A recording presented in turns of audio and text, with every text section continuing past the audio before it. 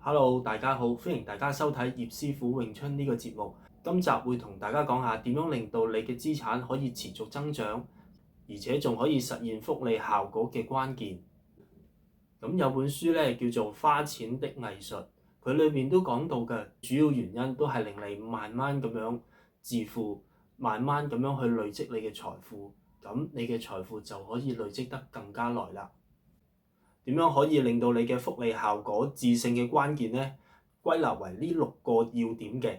咁以下落嚟我都事不宜遲啦，同大家講下呢6個要點到底係乜嘢嘢啊？首先第一個要點咧，就係要大家越早儲、越早投資，就越早享有呢一個複息效應㗎啦。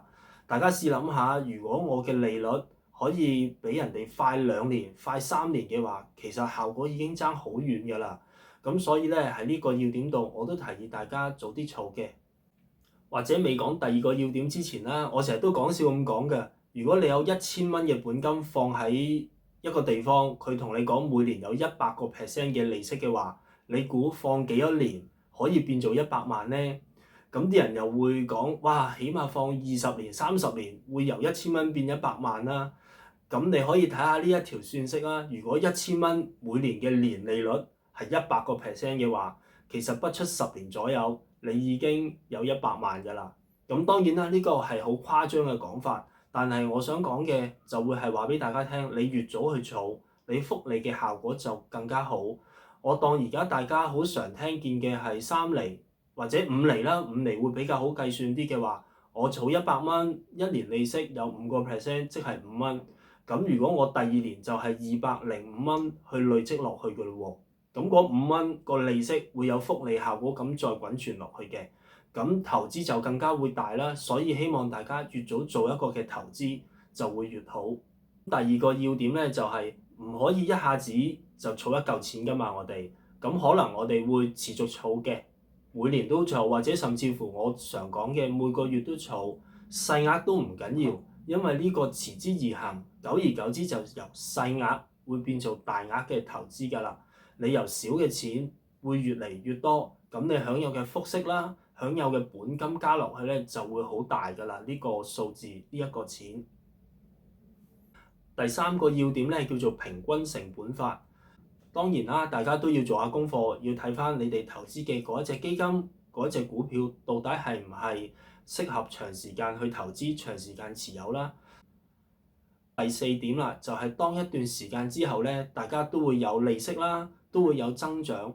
咁我哋可以將嗰一啲已經增長、已經獲利咗嘅資本、獲利咗嘅錢去再投資，令到佢利息再增加利息。第5樣好老生常談，就係叫大家分散風險、分散投資。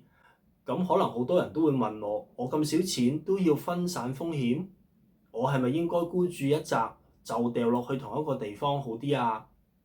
咁大家可以試諗下，你食飯而家我哋都2餸飯啦，我哋點都揀2個餸啦。你投資又點會淨係揀同一樣嘢、同一個方向呢？揀多一啲唔同方向類別嘅嘢。除咗降低風險之外，大家有冇諗過我哋剛才講咩啊？我哋用平均成本法令自己一步步致富。我哋唔會知道市場上邊一個類別會升得快，邊一個類別升得慢，甚至乎邊一個類別會更加睇好。咁所以我哋只要用分散風險、平均成本法呢一啲基本嘅大原則、基本嘅心法，你能夠做得到，你成功致富嘅路途就會更加好、更加快。咁講咗咁多嘅增值，咁到第6個 point 係咩呢？就係管理費，或者叫做個成本，你哋要去計、要去睇啦。小數怕長計，要揀一個較為合理嘅、較為你自己都覺得 OK 嘅可用嘅公司去選擇使用，咁樣你哋嘅成本就會慳得更加多啦。今日同大家好簡短，淨係講咗6個 point，但係呢6個 point、6個要點就係致勝嘅關鍵嚟嘅。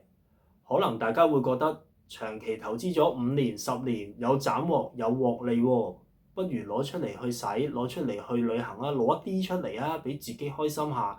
呢個唔係我哋想要嘅要點嚟嘅。如果要攞出嚟去旅行去玩，自己輕鬆翻嘅，額外再儲錢。呢一 part 我要知道俾大家知道嘅就係持之以恆，我哋有獲利，繼續放翻入去做複式滾存嘅效果，複利式嘅效果，呢一個就會係你哋由小注碼小財富變成大財富嘅關鍵。最後希望大家都可以感受到複式帶嚟嘅威力。如果大家有嘢可以同我互動嘅話，歡迎大家留言或者 PM 俾我。